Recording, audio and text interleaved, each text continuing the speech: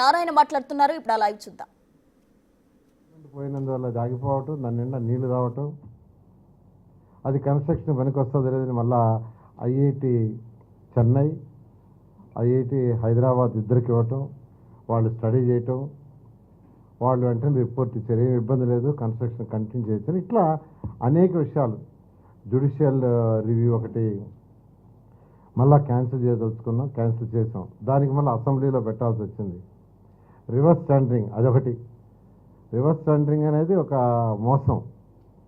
అవన్నీ హర్డిల్స్ అన్నీ ఓవర్కమ్ అవడానికి దాదాపు మాకు 6-7 నెలలు పట్టింది. ఇంతలోకే ఎలక్షన్స్ వచ్చినాయి, ఎమ్మెల్సీ గ్రాడ్యుయేషన్ ఎలక్షన్స్. కోడ్ ఇచ్చింది. దానివల్ల ఏంటంటే కొంత ఆల్మోస్ట్ 1.5 మంత్ దానికి పోయింది.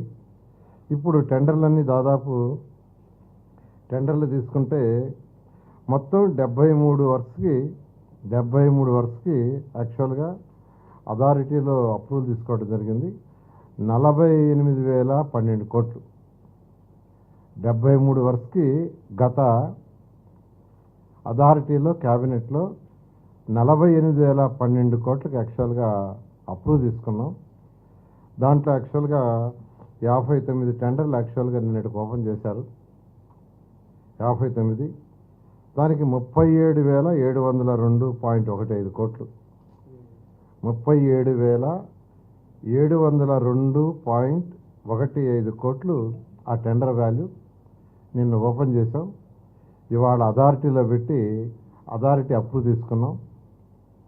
వాళ్ళకి ఇమీడియట్గా లెటర్ ఆఫ్ ఇంటెంట్ ఇవ్వటం జరుగుతుంది. వాళ్ళు వర్క్స్ టేకప్ చేయడం జరుగుతుంది. ఇందులో సిఆర్డీ అయితే 22 వర్క్స్కి 22,607.11 కోట్లు. 22 వర్క్స్ 22,607.11 కోట్లు. వాళ్ళు మొత్తం పిలిచింది 24 వర్క్స్. అందులో 22 ఓపెన్ చేశారు. మరొక 2 వర్క్స్ని 17వ తేదీ డేట్ 17 ఓపెన్ చేస్తారు. ఏడీసీ అయితే 37 వర్క్స్ని పిలిచింది. 37 వర్క్స్ ఓపెన్ చేసింది. 15,095.04 క్రోర్స్. 15,095.04 క్రోర్స్. మొత్తం కలిసి 59 వర్క్స్. మరోసారి చెప్తాను, 37,702.15 కోట్లు. ఇవి పోతే మరొక 19 వర్క్స్ పెండింగ్ ఉన్నాయి. అదేంటంటే 19 వర్క్స్ ఏంటంటే NTR statue, iconic bridge, national highway పైకి రోడ్స్, కరకట్ట రోడ్డు, ఇలా మరొక 19 ఉన్నాయి. దాని వాల్యూ సుమారుగా 16,871.52. 16,871.52. వీటికి కూడా యాక్చువల్గా ఎస్టిమేషన్స్ దాదాపు తయారు చేశారు. ఇవన్నీ కూడా ఈ మంత్ ఎండింగ్ లోపల ఈ 19 కూడా పిలవటం జరుగుతుంది. ఈ 19 కూడా ఈ మంత్ ఎండింగ్ లోపల పూర్తిగా పిలవటం, వాటిని టేకప్ చేయటం జరుగుతుంది. అదేవిధంగా ఈ యొక్క నిన్న జిఓఎం జరిగింది.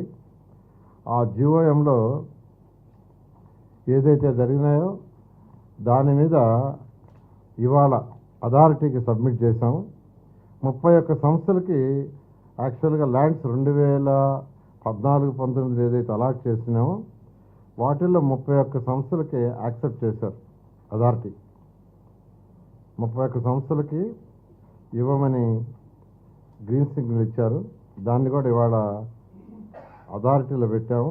అథారిటీ కూడా యాక్చువల్గా యాక్సెప్ట్ చేయడం జరిగింది. అదేవిధంగా 2 సంస్థలకైతే చేంజ్ ఆఫ్ ప్లేస్, ఒక ప్లేస్ నుంచి ఇంకో ప్లేస్కి దాన్ని యాక్సెప్ట్ చేశారు.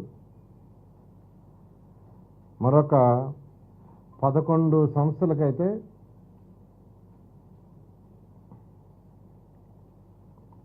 చేంజ్ ఆఫ్ ప్లేసు టైం కూడా ఎక్స్టెండ్ చేశారు.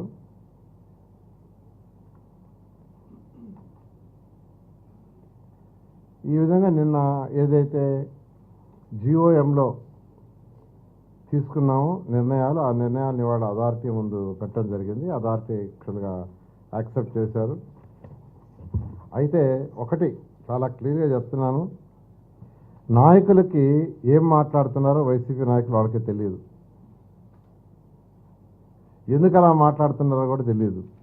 ఎందుకంటే Amaravati capital city it is a self sufficient. అంటే దీనికి కావలసిన ఈ కన్స్ట్రక్షన్కి అయ్యే డబ్బు ఒక్క పైసా కూడా ప్రజల ట్యాక్సుల నుంచి ఖర్చు పెట్టము అని ముఖ్యమంత్రి గారు చెప్పారు. 100కి 100 రూపాయలు జరిగేది అదే. అమరావతి క్యాపిటల్ సిటీలో అయ్యే కన్స్ట్రక్షన్ ఏదైతే ఉందో ఈ 64,000 కోట్ల రూపాయలు ఒక్క పైసా కూడా ఈ రాష్ట్ర ప్రజల యొక్క ట్యాక్స్ నుంచి ఖర్చు పెట్టం. అయితే ఎలా చేస్తారు మీరు అడగచ్చు. అమరావతి క్యాపిటల్ సిటీలో దాదాపు 6,203 ఎకరాలు యాక్చువల్గా మన సిఆర్డీకి మిగిలింది. అందులో దాదాపు 1,200-1,900 ఎకరాలు యాక్చువల్గా వివిధ ఆర్గనైజేషన్స్కి ఇవ్వబోతున్నాం. కొన్నిటికి ఇచ్చాము, కొన్నిటికి ఇవ్వబోతున్నాం. అవన్నీ భాగంగా సుమారుగా 4,000 ఎకరాల ల్యాండ్ యాక్చువల్గా డెవలప్డ్ ల్యాండ్, అంటే స్క్వేర్ యాడ్స్లో మిగిలిన ల్యాండ్ ఉంటుంది. ఆ ల్యాండ్ని యాక్చువల్గా మార్కెట్ చేయటం వల్ల, ఆక్షనైజ్ అమ్మటం వల్ల, ఇలా రకరకాల మార్గాల్లో దాని నుంచి వచ్చే ఇన్కంతోనే ఈ యొక్క అమరావతి క్యాపిటల్ సిటీ కట్టబోయేది. అయితే ఇప్పుడు హడ్కోలోని కొంత తీసుకుంటున్నాం 11,000 కోట్లు. అదేవిధంగా డిఫరెంట్ బ్యాంక్స్ నుంచి 5,000 crores తీసుకుంటున్నాం. ఏడీబీ అండ్ వరల్డ్ బ్యాంక్ నుంచి 15,000 కోట్లు తీసుకున్నాం. ఆల్రెడీ అన్ని శాంక్షన్ అయిపోయినాయి. దాదాపు 31,000 కోట్ల రూపాయలు యాక్చువల్గా ఈరోజు సెట్ అయింది. వాటితో వర్క్ స్టార్ట్ చేస్తున్నాం. వర్క్ స్టార్ట్ చేస్తే ఎప్పుడైతే ల్యాండ్ రేటు పెరుగుతుందో, ల్యాండ్ రేటు పెరగంగానే ఆ ల్యాండ్ ఆక్షన్లో అమ్మి ఆ వచ్చిన డబ్బులతో ఈ 31,000 కోట్లు అసలు దాని వడ్డీ కూడా కట్టడం జరుగుతుంది. అదేవిధంగా ఫర్దర్ డెవలప్మెంట్ కూడా జరుగుతుంది. అలా ఒక పక్కా ప్రణాళికతో యాక్చువల్గా ఈరోజు గౌరవనీయ ముఖ్యమంత్రి నారా చంద్రబాబు నాయుడు గారు దీన్ని డిజైన్ చేయడం జరిగింది.